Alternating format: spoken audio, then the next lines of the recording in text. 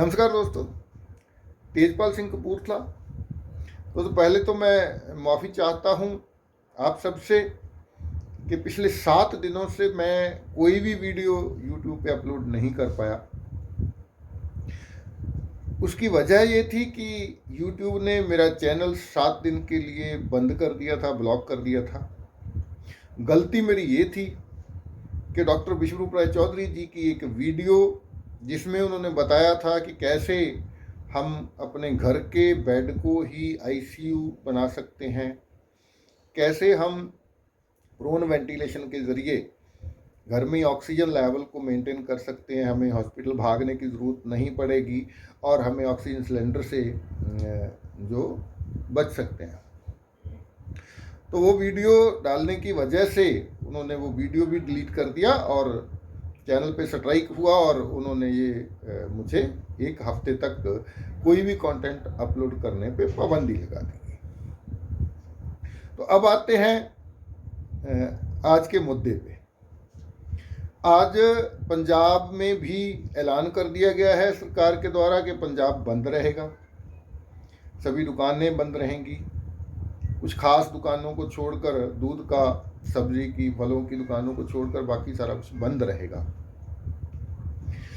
तो कुछ सवाल हैं जो हम लोगों को सोचना चाहिए, जिनके बारे में अभी भी जब हम लोग ये बोलते हैं कि ये एक साजिश है, ये कॉन्स्पिरेसी है, इसे हमें समझना चाहिए, तो बहुत सारे ऐसे लोग हैं जिन्हें ये बात अटपटी लगती है, जिन्हें ऐसा लगता है कि आप तो ऐसे ही कुछ भी बोल रहे हो, पूरी दुनिया बेवकूफ़ है क्या, सरकारें बेवकूफ़ हैं क्या, पूरी आर्थिकता गर्क हो रही है, मंदी हो गई है, लोगों के काम खराब हो रहे हैं, सरकारों के अपने नुकसान हो रहे हैं, आपको क्या लगता है कि ये सब ऐसे ही चल रहा है?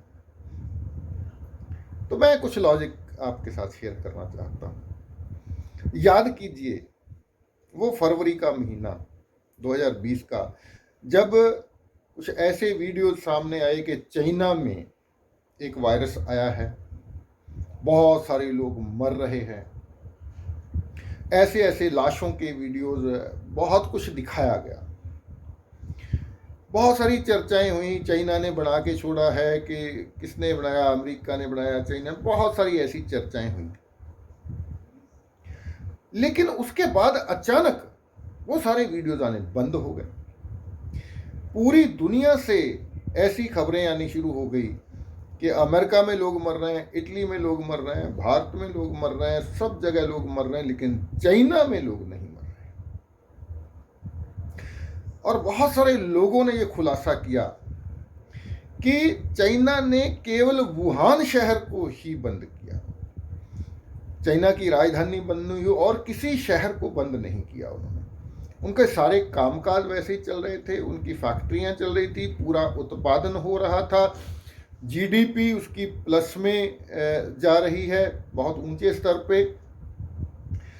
तो जहां से वो वायरस चला, आज भी चाहे ये सेकेंड वेव की बात हो रही है, ये और ख़तरनाक हो गया है जी, लाशें बिछ रही हैं, बहुत सारी मौतें हो रही हैं, ऐसा प्रचार, मीडिया सारा कुछ इसी बात पे लगा हुआ है, लोगों को डराने में। लेकिन आज भी चाइना में सेकेंड वेव कहाँ है? चाइना में तो आज भी कोई, आपने सुना है ऐसा समाचार कि सेकेंड वेव से चाइना में कोई मौतें हो रही हैं, इस वायरस से कोई मौतें हो रही हैं? तो इसके पीछे वजह क्या है, इसके पीछे क्या कारण हो सकता है, मुझे नहीं पता, लेकिन मेरे मन में एक प्रश्न जरूर है और ये प्रश्न आप सबके मन में भी होना चाहिए। जैसे ही आप इस प्रश्न का उत्तर खोजने की कोशिश करेंगे, जैसे ही आप, मुझे नहीं पता कहाँ से मिलेगा हमें ये उत्तर, लेकिन हमें खोजना चाहिए। जैसे ही इस चीज़ का उत्तर मिलेगा तो हमें समझ आ जाएगा कि अगर पूरी दुनिया में ये सब कुछ हो रहा है, चाइना में नहीं हो रहा है, तो इसका मतलब क्या है? इसका मतलब क्या है? क्या चाइना ने अपने बॉर्डर पे कोई ऐसी दीवार खड़ी कर दी है जिसको फांद के वायरस जा नहीं सकता? मुझे याद है उस समय में ही कुछ वीडियोस ऐसे आए थे जिसमें ये बताया गया था कि चाइना ने किसी वैक्सीन से नहीं, वो उन्होंने वहाँ की जो ट्रेडिशन, उनकी रेमेडीज हैं, जड़ी बूटियां हैं उनकी, उन्हीं से इस सारे को कंट्रोल किया। अगर उनकी ट्रेडिशनल जो रेमेडीज हैं, उनकी जड़ी बूटियों से उन्होंने कंट्रोल कर लिया, वहाँ कोई सेकंड वेव का चक्कर नहीं है, वहाँ कोई म्यूटेशन का चक्कर नहीं है।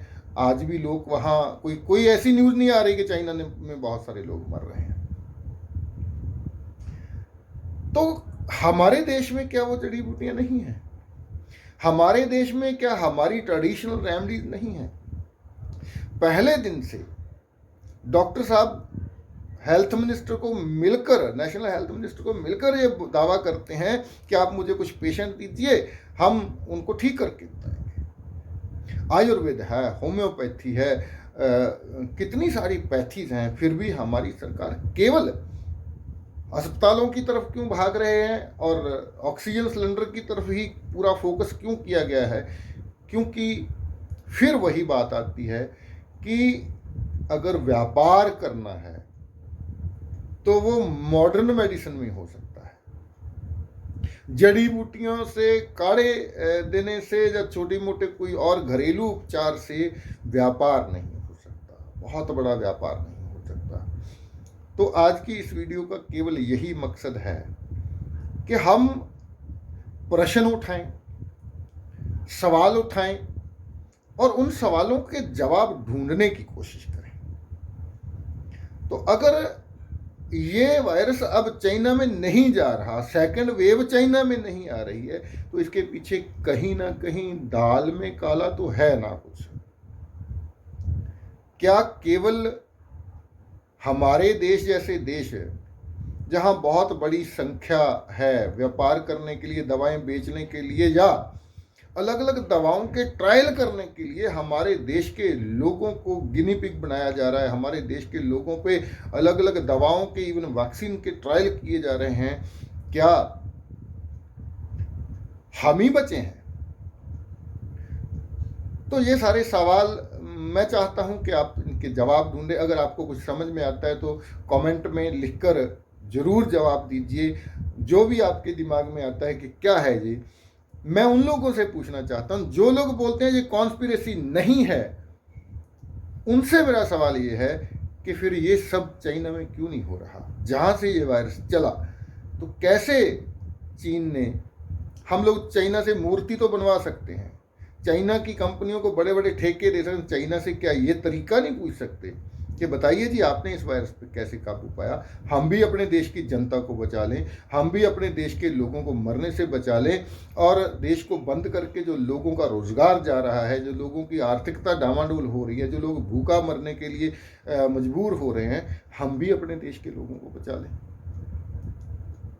क्या चाइना से ये सलाह नहीं ली जा सकती, ये मशवरा नहीं लिया जा सकता? तो सवाल आपके सामने है, ढूंढिए और सजग रहिए, सजग रहिए, जागृत होइए, तभी हम इन सारी समस्याओं से बच सकते हैं। तभी इन जो हमारे साथ गलत हो रहा है उसके खिलाफ आवाज़ उठाने से ही हम इन चीज़ों को रोक सकते हैं, इन चीज़ों को रोका जा सकता है। तो आइए एकजुट होइए, जागृत होइए और संघर्ष कीजिए अपनी आज़ादी के लिए, अपने देश के लोगों की आज़ादी के लिए। शुक्रिया, मेहरबानी। अगली वीडियो में फिर मिलेंगे।